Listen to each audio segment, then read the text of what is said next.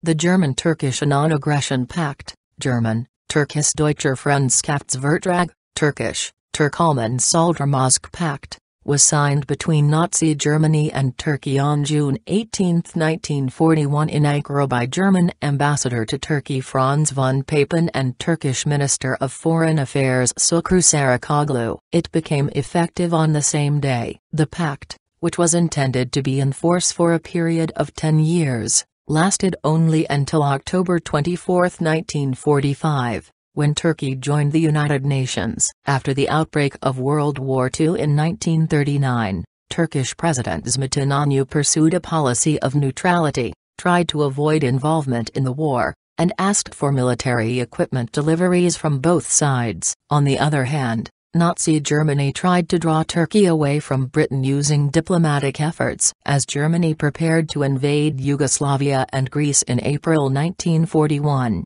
German troops arrived at the Bulgarian border, and demanded permission to pass through its territory. On March 1, 1941, Bulgaria signed the Tripartite Pact, and so officially joined the Axis powers. On March 4, 1941, Franz von Papen forwarded a letter from Adolf Hitler to İnönü. In his letter, Hitler wrote that he did not start the war, and he was not intending to attack Turkey. He emphasized further that he ordered his troops in Bulgaria to stay far from the Turkish border in order not to make out a false impression of their presence. Hitler offered a non-aggression pact to Turkey. On 6 April, Axis troops attacked Yugoslavia, in Operation 25, and Greece, in Operation Marita, through Bulgaria in an effort to secure its southern flank. The invasion of Yugoslavia was accomplished on 17 April. With this, the annexation and occupation of the Balkan region by the Axis powers was completed. A military coup d'état launched on April 1,